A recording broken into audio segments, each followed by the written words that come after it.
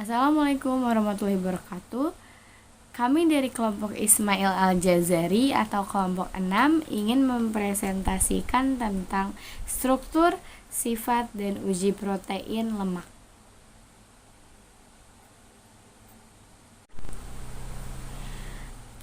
Pada protein, kami memiliki beberapa pembahasan yang membahas tentang asal-usul protein, asam amino, definisi protein, sintesis protein, struktur protein, seberapa penting protein bagi kehidupan, tipe-tipe protein, metode untuk mengetes protein, dan juga manfaatnya di dalam kehidupan sehari-hari. Sedangkan dalam materi lemak, kami akan membahas tentang definisi lemak, jenis-jenis lemak, fungsi lemak, karakteristik lemak, uji lemak, dan juga kelebihan dan kekurangan lemak.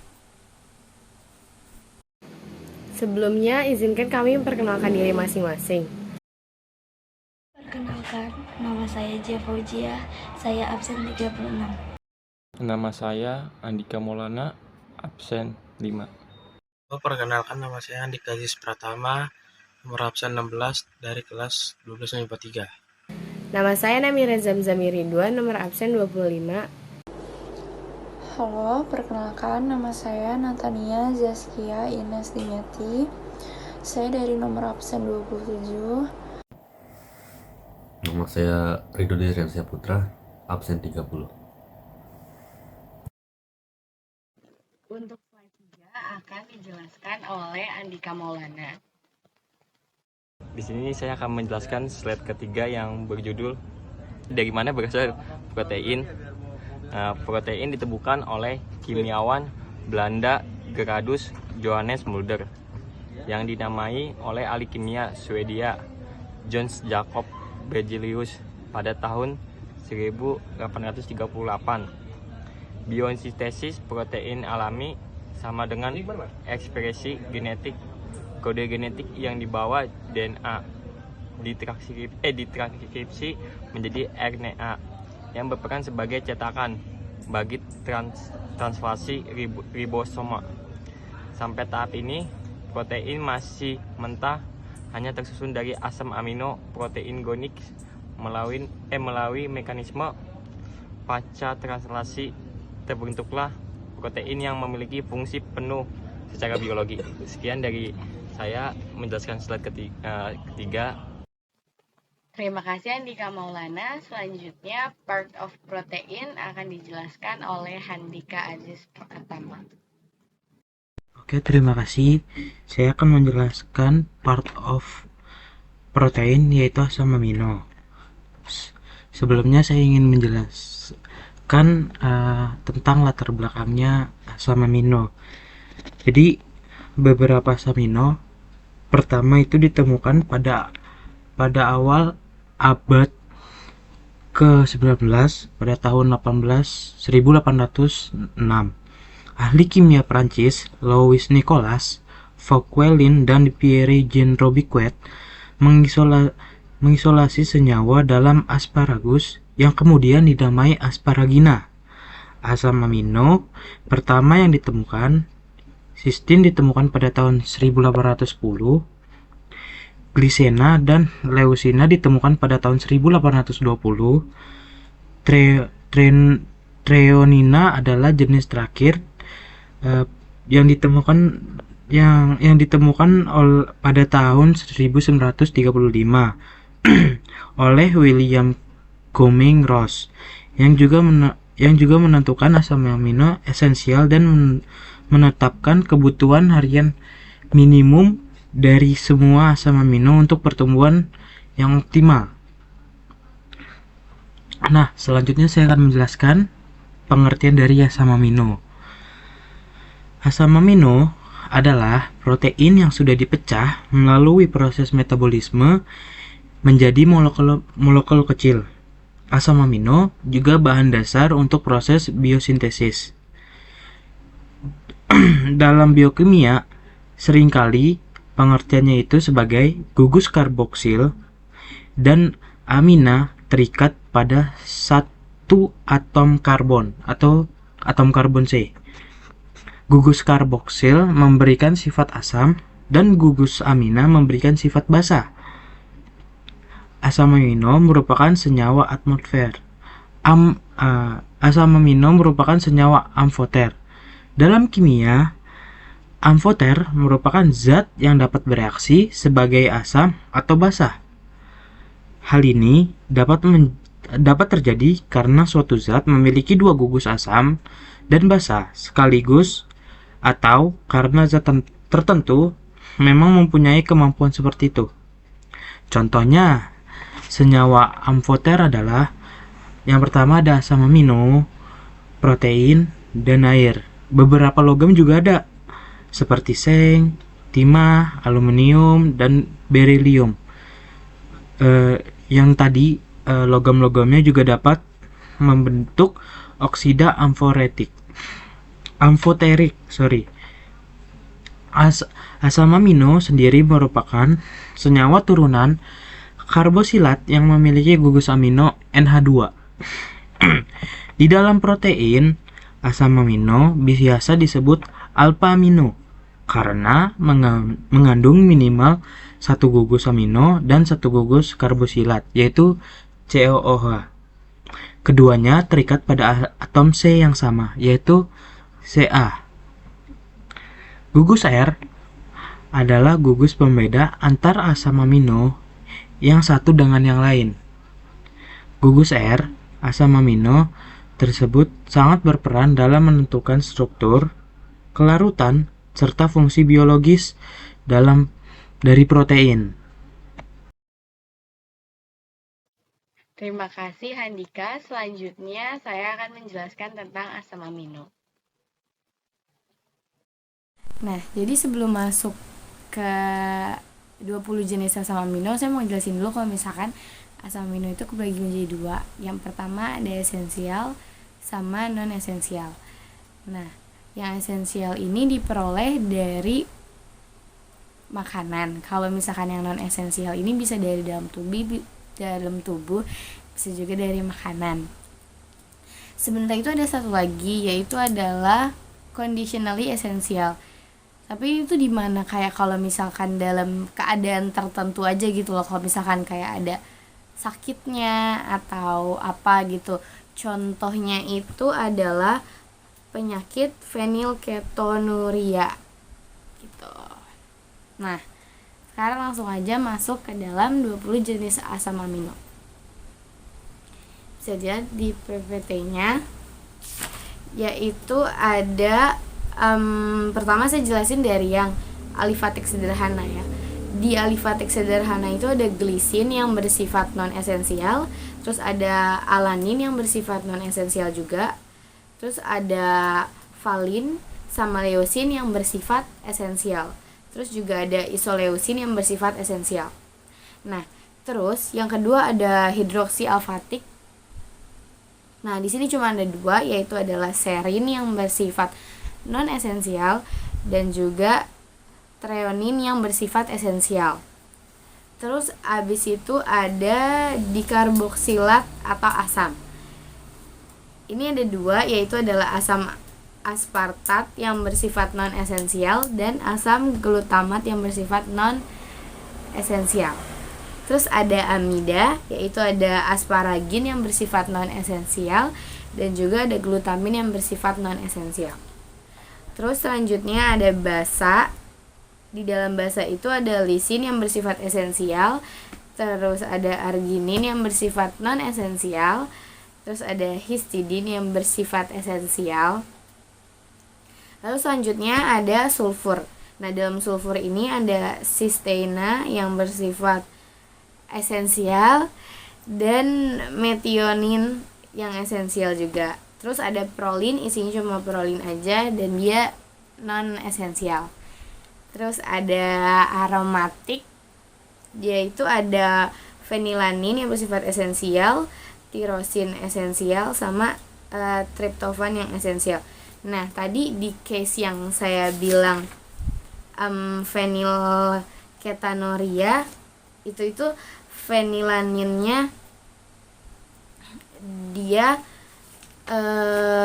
esensial gitu dari luar kan, itu dari makanan. Cuman ternyata di dalamnya itu ada tirosin. Kan sebenarnya nggak ada ya di dalam penyakit itu tuh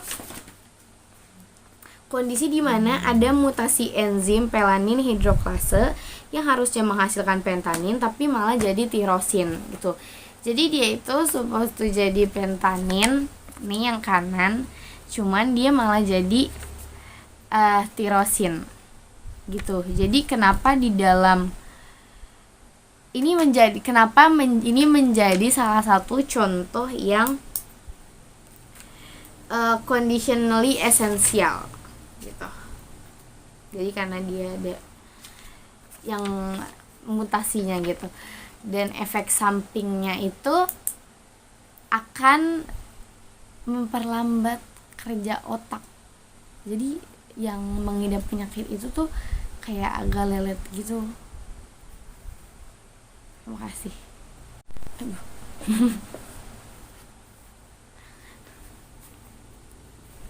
Nah, jadi sekarang saya mau ngasih tahu manfaat dari yang esensial sama non esensial.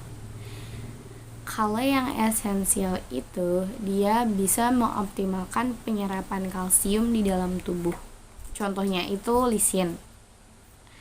Terus juga bisa mencegah stunting pada anak. Ini contohnya itu si isoleusin, valin sama leusin bakalan mengoptimalkan pemeliharaan jaringan otot dan mengoptimalkan pertumbuhan pada masa lagi pertumbuhan itu. Terus kalau misalkan yang non esensial itu kita bisa menjaga tubuh dari penuaan dini karena keberadaan asam amino itu mempengaruhi kadar kolagen yang ada di dalam tubuh kita. Terus juga bisa mempengaruhi ketajaman daya ingat. Karena produksi neurotransmitter dibutuhkan saat memproses transmisi sinyal yang berlangsung di dalam otak. Nah, si neurotransmitternya ini dipengaruhi oleh kadar asam amino non esensial yang ada di dalam tubuh kita. Terus juga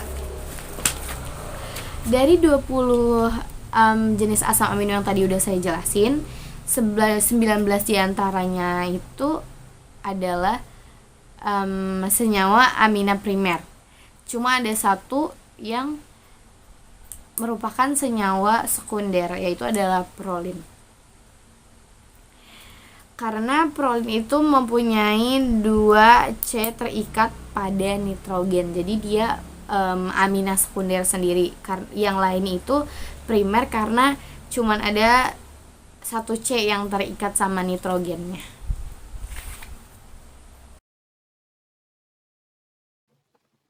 Slide ke-6 tentang pasca translasi akan dijelaskan oleh Andika Maulana. Assalamualaikum warahmatullahi wabarakatuh. Di sini saya akan menjelaskan slide ke-6 yang berjudul apakah kamu tahu pancaterisasi modifikasi pancaterisasi post transition modifikasi, mengacu pada modifikasi enzimatik protein melalui suatu ikatan kovalen setelah biosintesis protein. Modifikasi pasca translasi dapat terjadi pada rantai samping asam amino atau pada ujung C. Modifikasi pasca translasi dapat terjadi pada rantai samping asam amino atau pada ulung C atau N protein. Dapat memperkaya persediaan kimia dari 20 asam amino standar dengan modifikasi gugus fungsi yang ada atau memasukkan gugus fungsi yang baru seperti fosfat. Saya ada sedikit tambahan tentang translasi. Translasi adalah proses penjelmaan urutan ukleotida yang ada pada molekul mRNA menjadi rangkaian asam-asam amino yang menyusun suatu polipeptida atau protein. Proses transkripsi berlangsung di dalam inti sel, sedangkan translasi berlangsung di sitoplasma, sehingga harus dikeluarkan dari inti sel menuju sitoplasma. Itu yang saya jelaskan. Apa sih konsentrasi? Itu yang baru saya bicarakan. Sekian, terima kasih.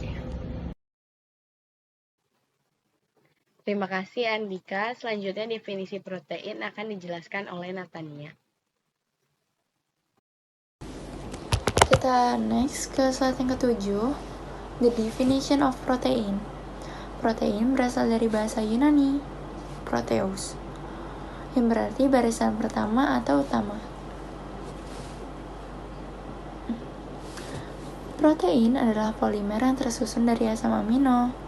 Protein adalah makromolekul atau molekul raksasa yang dibentuk oleh gabungan asam-asam amino atau residu melalui ikatan peptida. Jadi jika residu yang berikatan kurang dari 50, maka makromolekul yang terbentuk adalah polipeptida. Sedangkan residu yang berikatan lebih dari 50, maka makromolekulnya disebut dengan protein. Terima kasih Natania. Selanjutnya Rido akan menjelaskan tentang sintesis protein dan juga 4 level of protein structure. Baik, jadi saya akan menjelaskan tentang sintesis protein. Jadi sintesis protein itu adalah proses terbentuknya protein dalam tubuh kita. Jadi setiap protein yang akan dibentuk itu melalui proses yang dinamakan sintesis protein. Nah, jadi struktur utama protein itu adalah rangkaian asam amino dalam rantai polipeptidanya. Jadi dari setiap protein itu di dalamnya terdapat rangkaian asam amino yang membentuk sebuah struktur yang akan dijelaskan nanti di slide selanjutnya. Atau ini juga dapat diartikan sebagai rangkaian di mana berbagai bentuk dan varietas yang dirangkai menjadi satu. Ikatan kovalen dan peptida yang menghubungkan asam amino itu dapat menjaga struktur utama protein. Nah, jadi di bawah ini ada polipeptida. Polipeptida ini merupakan polimer yang tersusun dari beberapa peptida, hasil pengikatan gugus karboksil atau COOH dengan gugus amino.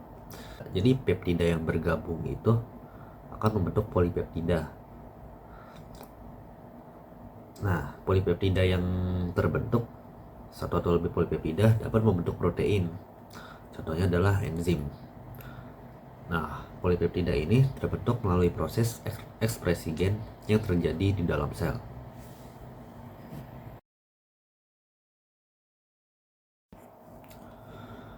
Nah, seperti yang sudah dijelaskan di slide sebelumnya, bahwa struktur utama protein adalah rangkaian asam amino dalam rantai polipeptidanya, seperti yang terdapat di dalam gambar ini.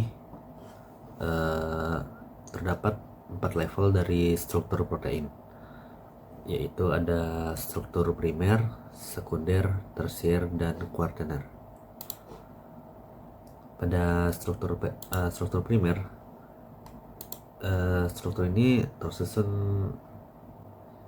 ini adalah sebuah struktur rantai polipeptida sebuah protein yang terdiri dari asam-asam amino yang dihubungkan satu sama lain secara kovalen melalui ikatan peptida yang membentuk rantai lurus dan panjang sebagai untaian polipeptida tunggal. Nah, di sini tuh terdapat banyak asam-asam amino di dalam struktur primer ini, dan ketika itu semua berkumpul akan menjadi rantai polipeptida. Lalu untuk struktur level yang kedua itu ada secondary structure atau struktur sekunder. Jadi struktur sekunder ini rantai protein dapat membentuk struktur helix, paralel, dan antiparalel dengan membentuk ikatan hidrogen dengan gugus-gugus amina. Jika rantai polipeptida membentuk ikatan dari N terminus ke arah C terminus, itu dinamakan dengan paralel. Sedangkan kalau arah sebaliknya, yaitu dari C terminus ke arah N terminus, itu dinamakan anti paralel. Lalu untuk struktur protein level ketiga itu ada struktur tersier atau tertiary structure. Di struktur ini merupakan interaksi dari struktur sekunder satu dengan yang lain. Lokasi dan arah serta sudut jenis struktur sekunder tergantung pada jenis residu asam amino yang menyusun polipeptida tersebut.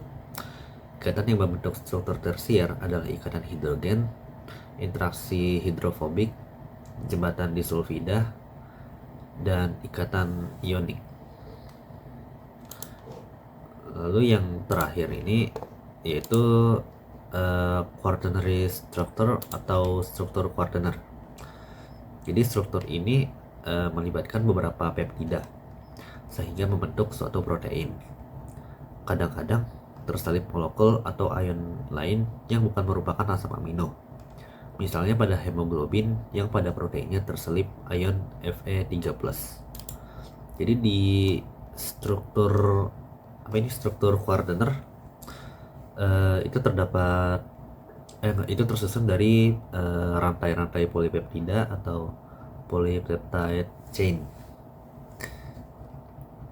dan itu dihubungkan oleh heme. Correct me if I'm wrong, mohon maaf ya bila ada kesalahan.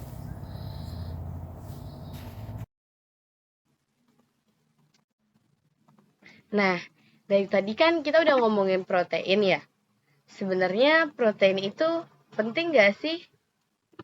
Yuk simak penjelasan dari Natania.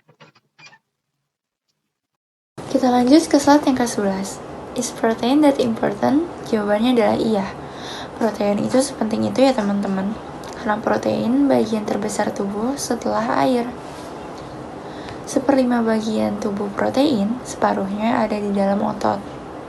1/5-nya ada di dalam tulang atau tulang rawan, 1/10-nya di dalam kulit, dan selebihnya di dalam jaringan atau cairan tubuh. Semua enzim, berbagai hormon, pengangkut zat-zat gizi dan darah, matriks intraseluler adalah protein. Protein juga bertindak sebagai prekursor sebagian besar koenzim, hormon, asam nukleat, dan molekul esensial untuk kehidupan. Betul katanya, protein itu penting. Nah, sekarang Andika bakal ngejelasin jenis-jenis protein. Di sini saya akan menjelaskan slide ke-12 yang berjudul tipe-tipe protein. Yang pertama, tipe protein struktural berperan untuk menyangga atau membangun struktur biologi makhluk hidup. Terus itu yang pertama. Yang kedua, enzim. Enzim protein yang dapat berfungsi sebagai katalisator hampir seluruh reaksi kimia yang terjadi di tingkat sel dikatalisis oleh enzim. Yang ketiga, hormon. Protein ini bertugas mengidonisasikan fungsi tubuh tertentu. Fungsi protein hormon terlibat dalam mengontrol gula darah pada insulin, membantu kontraksi persalinan pada oksitosin, dan membantu pertumbuhan protein di dalam sel otot pada somatotropin. Yang keempat, tipe transport. Protein yang dapat mengikat dan membawa molekul atau ion yang keras dari satu organ ke organ lainnya. Yang kelima, ada tipe antibodi. Protein ini berfungsi mempertahankan tubuh dari serangan bakteri atau virus. Kemampuan protein antibodi digunakan untuk melindungi sistem kekebalan tubuh untuk mengidentifikasi dan melawan serangan virus dan penyakit. Yang keenam, ada tipe motion. Apa itu motion? Motion juga dikenal sebagai protein motil di dalam sel organisme. Protein ini berperan untuk bergerak seperti aktin dan miosin. Yang ke tipe yang ke-7 adalah storage. Apa itu storage? Protein ini merupakan cadangan makanan yang dibutuhkan untuk pertumbuhan dan perkembangan. Yang terakhir ada tipe reseptor. Molekul protein yang menerima sinyal kimia dari luar sel.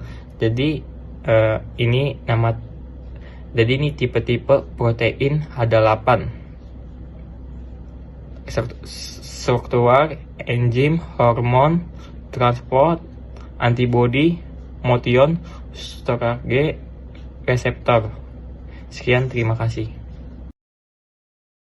Terima kasih Andika. Nah, kalian tahu gak sih kalau misalkan cara untuk mengetahui apakah suatu makanan ada proteinnya atau enggak? Jadi, di sini saya bakalan ngejelasin tentang uji protein. Nah, sekarang di slide 13 ada methods for measuring protein. Jadi di sini ada 2. Yang pertama itu ada uji Biuret. Uji Biuret ini dilakukan untuk mendeteksi keberadaan ikatan amina atau CONH. Biuret terdiri dari campuran CuSO4 dan juga NaOH.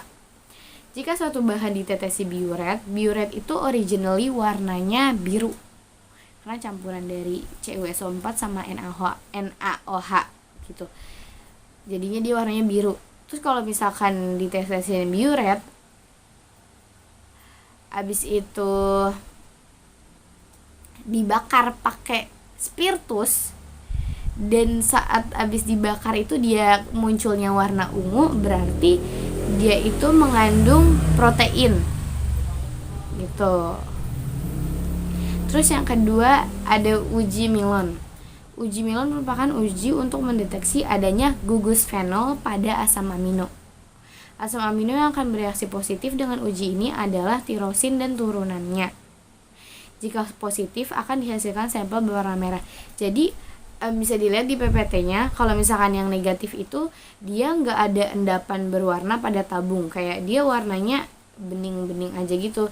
Terus bawahnya ada kayak kecil-kecil gitu, dan dia tuh endapannya itu nggak berwarna. Kalau misalkan positif di sebelahnya kita bisa lihat dia itu berubah warna menjadi merah, dan endapannya itu bakalan berubah juga warnanya. Dan juga dari yang saya baca ya, saya baru tahu kalau misalkan ternyata uji Biuret itu ada 2 tipe. Yang pertama adalah bahan yang mau diuji. Misalkan saya mau nguji tahu, nah tahunya saya masukin dalam satu tabung. Abis itu kita kasih CuSO4 dulu, abis itu baru dikasih NaOH. Itu versi kimianya. Cuma kalau misalkan versi biologinya yang saya kerjakan dalam ujian praktek itu, dia pakai spiritus dibakar gitu, dan bentuknya itu udah biru gitu loh, kayak emang udah dicampur itu biuretnya, kayak bukan yang kita harus nambahin CuSO4 sama NaOH dulu gitu. Jadi ada 2 tipe uji biuret setahu saya. Oke, ada Zia dan Andika yang bakal menjelaskan tentang protein dalam kehidupan sehari-hari. Di sini saya akan menjelaskan slide ke-14 yang berjudul Protein in Our Life. Yang pertama itu protein tipe struktural seperti kolagen. Fungsi menjaga struktur komponen tulang, tendon dan tulang rawan. Itu nama saya juga akan menambahkan sedikit materi. Jadi protein ini memberikan struktur dan dukungan untuk sel. Misalnya protein kolagen yang menjadi komponen utama tendon, tulang rawan, dan kulit. Yang kedua, protein tipe struktural seperti keratin. Fungsinya menjaga kesehatan struktur kulit rambut, kuku, bulu, dan tanduk hewan. Keratin adalah protein berserat struktur yang ditemukan pada vertebrata. Vertebrata ini adalah komponen utama yang membentuk kuku, rambut, kulit, dan bulu. Yang ketiga, protein tipenya adalah struktural seperti elastin. Fungsinya menjaga elastisitas jaringan penghubung. Jadi ada contohnya kehidupan manusia sepenuhnya bergantung pada sifat elastin bersama dengan protein struktural lainnya. Elastin membentuk jaringan-jaringan yang dapat diperpanjang termasuk kulit, pembuluh darah, dan ligamen elastis. Yang keempat, protein tipe struktural seperti fibrin kapsid. Fungsinya untuk membentuk gumpalan darah dan kapsid untuk menutup asam nukleus DNA RNA virus. Di situ ada dua gambar fibrin dan kapsid. Jadi fibrin adalah protein berserat struktural yang dibuat di hati yang mengedarkan darah vertebrata. Kapsid adalah cangkang pelindung yang terbuat dari protein. Saya akan melanjutkan slide ke-15 yang berjudul protein in on life. Yang pertama itu protein tipe enzim seperti hidrolitik dan protase. Fungsi membelah polisakarida dan untuk memecah protein. Protase merupakan salah satu enzim tertua yang ditemukan dan dipelajari dengan beberapa protase yang berasal dari hewan seperti pepsin dan tripsin. Yang kedua, protein tipe hormon seperti insulin. Fungsi mengatur kadar gula. Hormon insulin adalah sel beta planer pankreas. Kedua proses ini melibatkan berbagai komponen yang mendukung pelangsungan proses tersebut. Yang ketiga itu adanya namanya tipe protein transport seperti hemoglobin dan myoglobin. Fungsinya adalah mengangkut dan membawa O2 dan CO2 dalam darah dan untuk menyimpan O2 di otot. Di situ ada gambar di mana gambar itu ada hemoglobin dan myoglobin. Contohnya seperti yang gambar di situ. Yang ke-8, nama proteinnya tipe proteinnya adalah transport seperti glukosa. Fungsinya mengangkut gula ke dalam sel.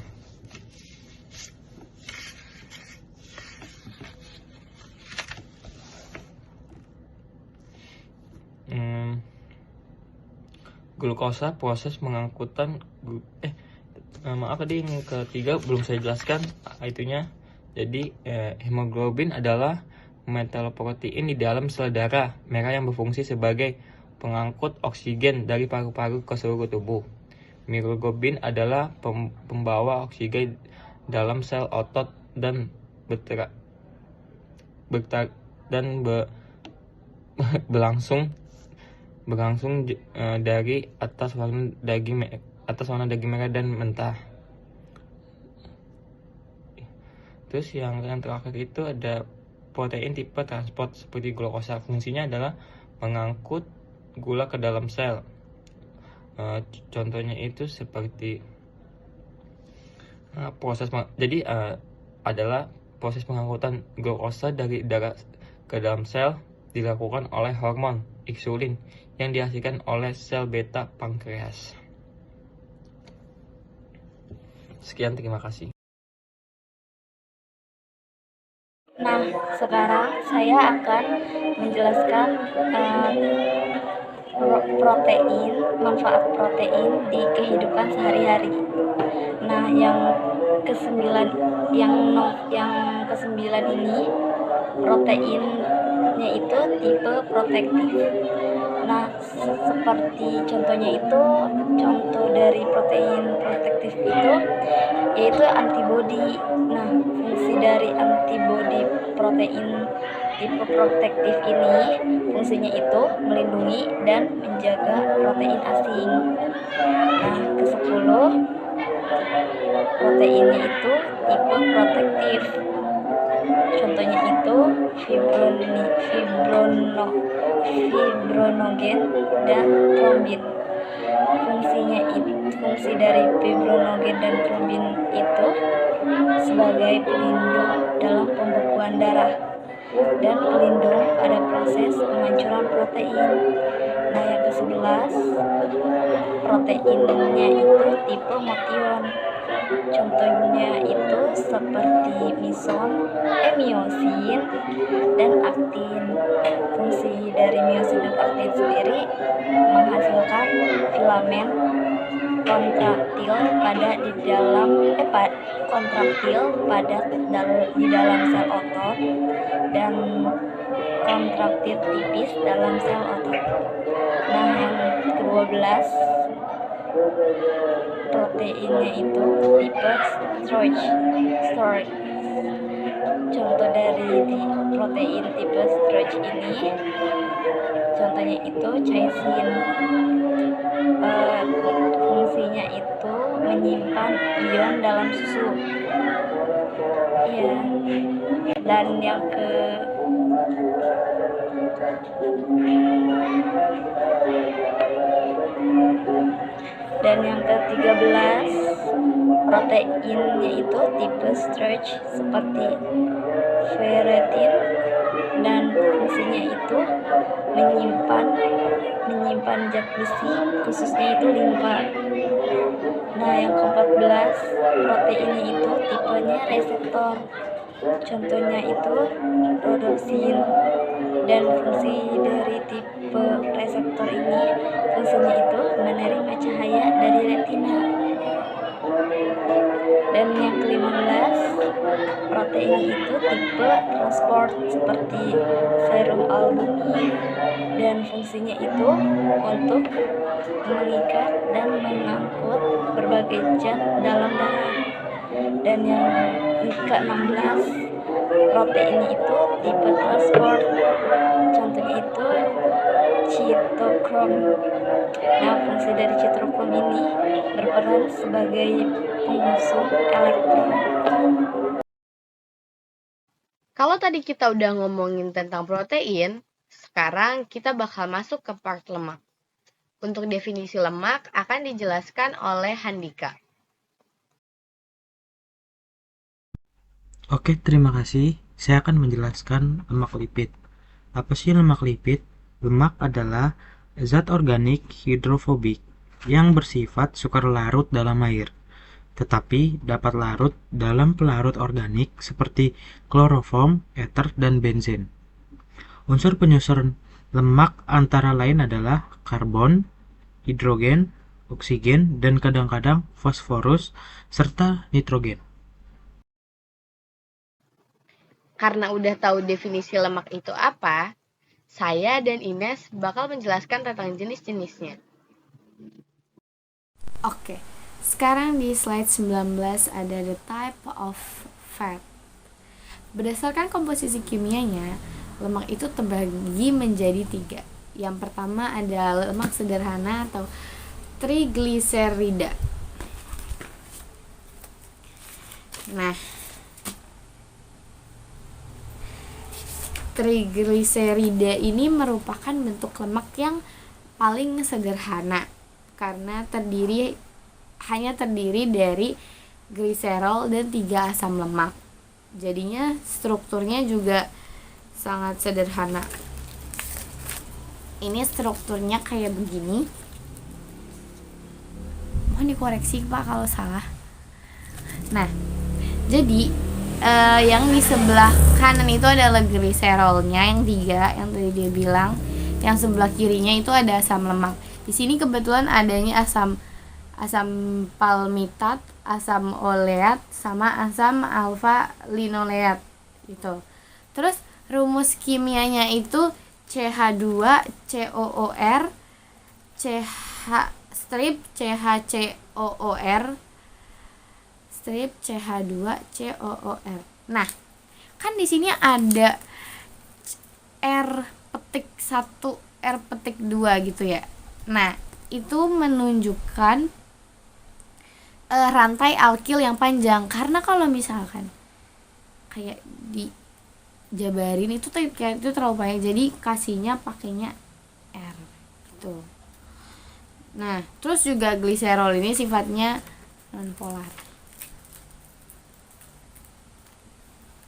Yang kedua ada lemak campuran. Nah, lemak campuran itu gabungan dari struktur lemak dan senyawa lain yang bukan lemak. Contohnya ini ada fosfolipid campuran dari lemak dan fosfat. Ini gambarnya kayak gini. Saya nggak tahu ini benar apa juga. Correct me if I'm wrong. Nih. Jadi dia itu ada kayak pala sama ekornya. Nih, yang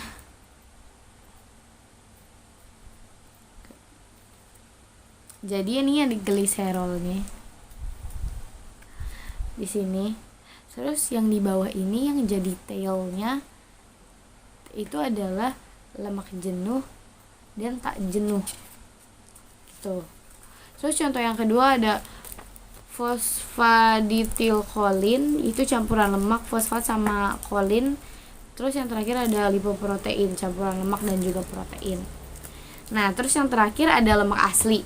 Lemak asli atau yang biasa disebut derivat lemak merupakan senyawa yang didapat dari proses hidrolisis lemak seperti kolesterol dan asam lemak. Nah, ini adalah kolesterol. Kolesterol itu nama kimianya C27H46O. Terus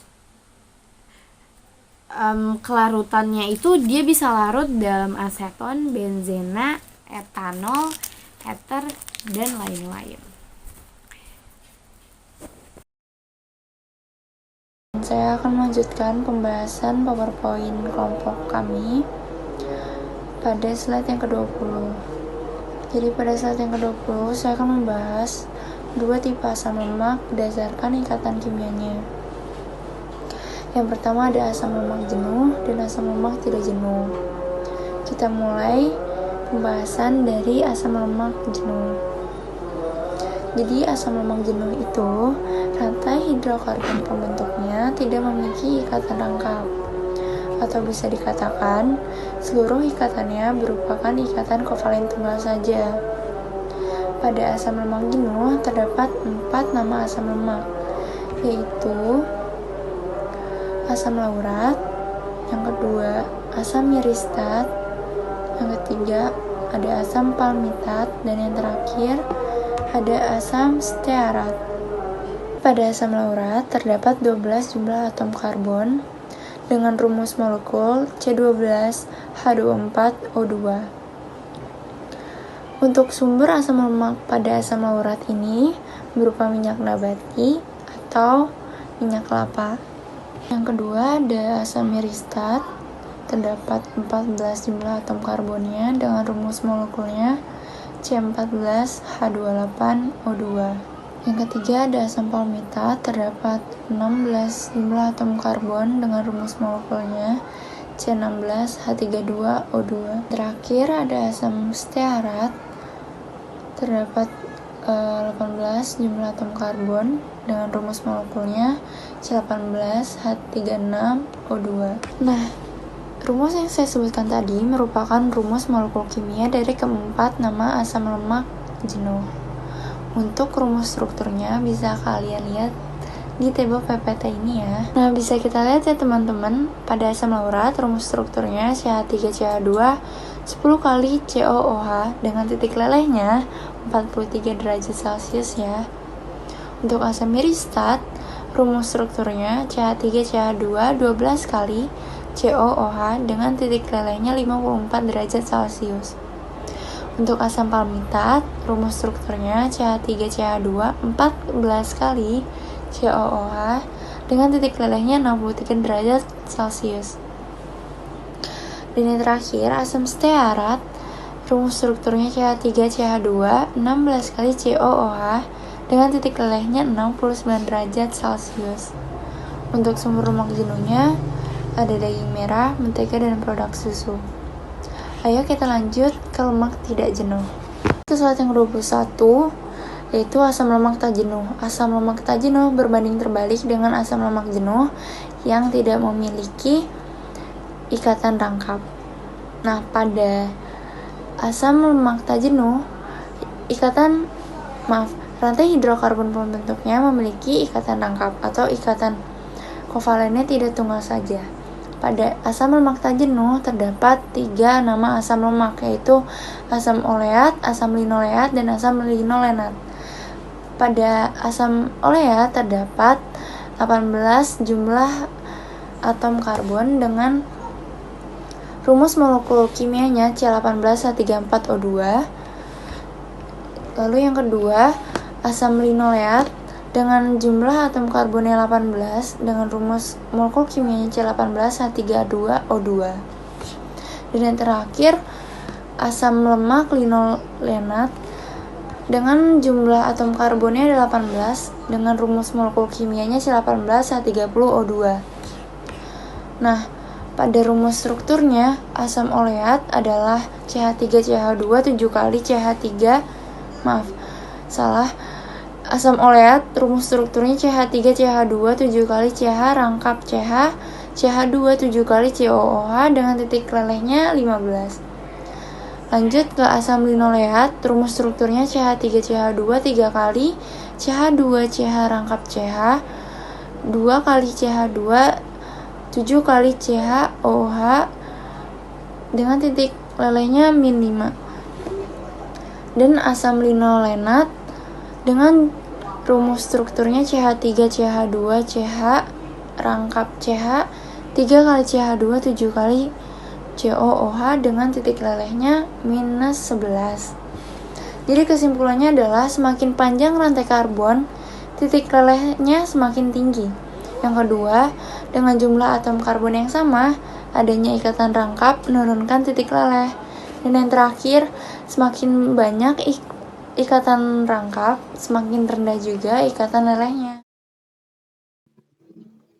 Selanjutnya, Handika bakal ngasih tahu kita tentang IUPAC NEMS nih. Disimak ya. Terima kasih. Selanjutnya saya akan menjelaskan penamaan IUPAC. Asam lemak adalah komponen dasar dari lemak. Penamaan IUPAC untuk asam lemak umumnya didasarkan pada jumlah atom karbon dan adanya ikatan rangkap dalam rantai karbon. Jika ada, contohnya asam lemak tak jenuh tunggal dengan sebuah ikatan rangkap akan dinamakan sesuai dengan jumlah atom karbon dan posisi ikatan rangkap. Misalnya, asam 9 oktadeknoat atau oleat. Sementara itu, untuk lemak kompleks seperti trigliserida atau lemak yang paling umum ditemui dalam makanan dan jaringan hewan dan juga tumbuhan, penamaan akan melibatkan identifikasi rantai asam lemak yang terikat pada gliserol, yang kemudian dapat diberi nama sesuai dengan asam lemak yang membentuknya. Meskipun demikian, penamaan lemak dalam konteks kimia organik biasanya lebih umum dalam penggunaan nama umum daripada IUPAC, mengacu pada istilah seperti lemak jenuh dan juga lemak tak jenuh, atau nama umum yang yang merujuk pada asal dan karakteristiknya seperti asam lemak omega 3. Untuk asam lemak tertentu yang memiliki ikatan rangkap pada posisi tertentu dalam rantai karbonnya.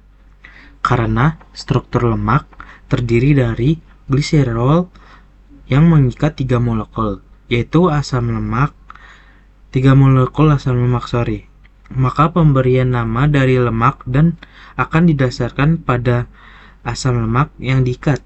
Beberapa aturan tata nama dari struktur lemak adalah sebagai berikut. Oke, yang pertama ada, jika asam lemak yang diikat oleh gliserol berasal dari jenis yang sama, maka cukup menambahkan nama asam lemak setelah kata gliserol tri. Contohnya adalah gliserol tripalmintat. Ya, seperti contoh gambar di samping.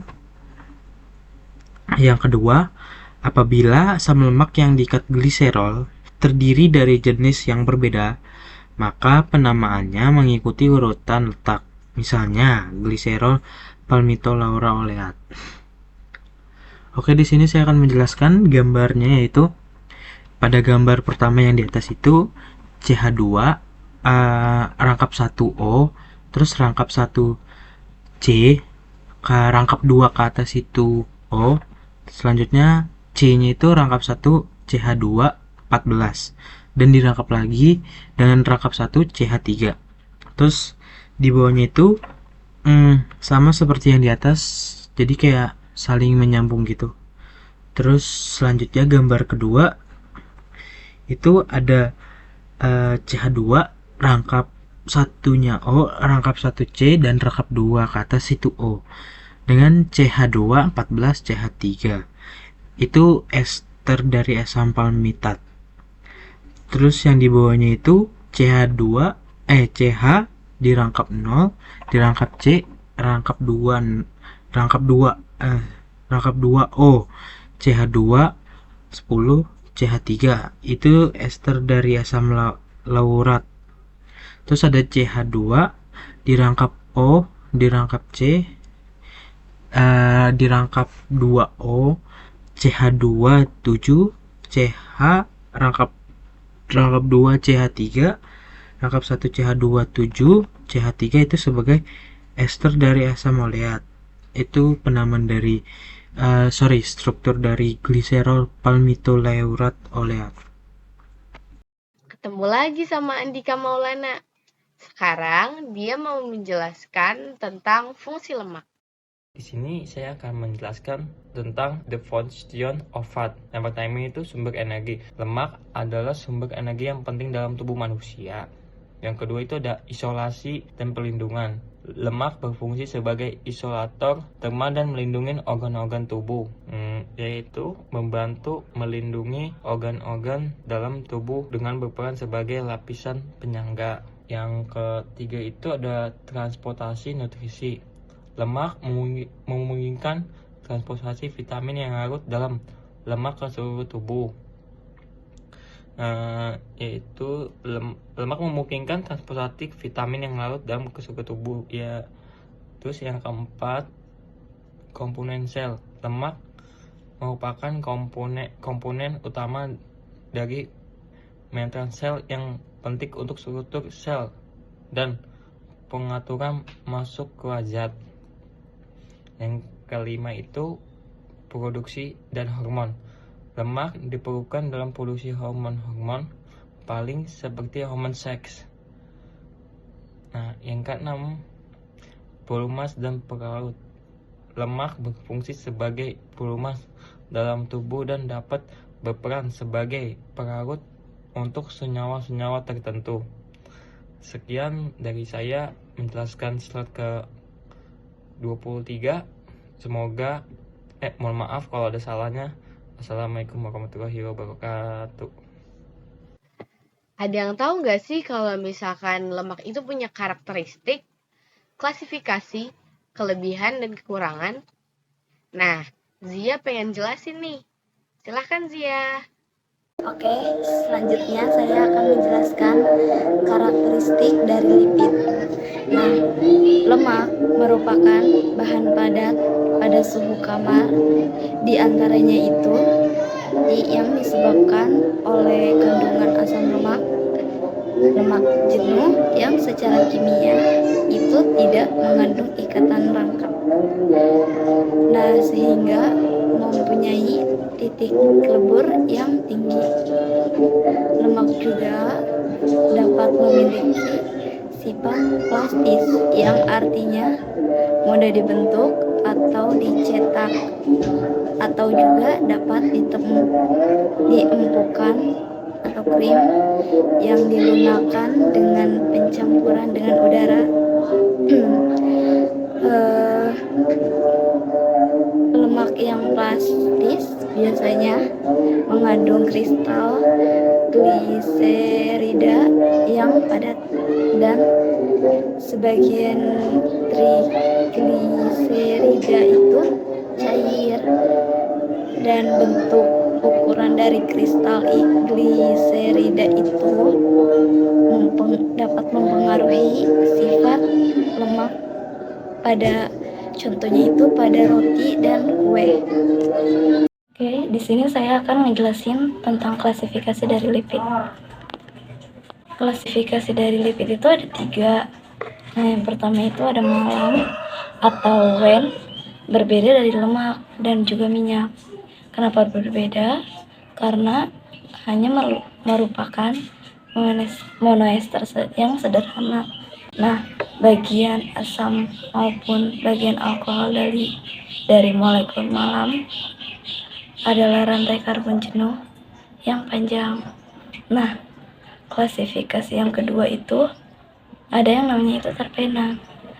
Nah, terpena itu minyak atsiri atau essential oil dari banyak tumbuhan dan juga banyaknya bunga yang diperoleh melalui penyulingan. Nah, minyak tersebut contohnya itu misal minyak mawar dan juga minyak kenangan. Nah, senyawa yang diisolasi dari minyak ini mengandung atom karbon kelipatan dari 5 atom karbon yang disebut terpena. Nah, klasifikasi yang ketiga ini namanya itu fosfolipid. Fosfolipid ini menyusun sekitar 40%-an membran sel. Nah, sedangkan sisanya itu protein fosfolipid secara struktur itu berkaitan dengan lemak dan minyak. Tapi kecuali salah satu dari gugus asternya fosfolipid. Kecuali salah satu dari gugus asternya diganti oleh fosfatidilamina. Nah, sekarang saya mau menjelaskan tentang kelebihan dan juga kelemahan lemak. Nah, pertama saya mau menjelaskan tentang kelebihan lemak. Nah, kelebihan lemak itu dapat menyebabkan berbagai masalah. Berbagai masalahnya itu seperti yang pertama, kolesterol tinggi atau lemak jenuh yang dapat meningkatkan tingkat kolesterol dalam darah. Nah, yang kedua itu gangguan metabolisme lemak yang tak jenuh yang dapat mengganggu metabolisme lemak dalam tubuh. Nah, yang sekarang saya mau jelasin kekurangan lemak. Kekurangan lemak itu dapat mengakibatkan berbagai masalah juga. Nah, contohnya itu yang pertama ada hipoglikemia atau juga disebut kekurangan lemak yang dapat mengurangi tingkat glukosa dalam darah. Nah, yang kedua ada namanya hipoproteinemia, yaitu kekurangan lemak yang dapat mengurangi tingkat protein dalam darah. Berikut adalah referensi yang kami gunakan sebagai landasan materi di presentasi kami.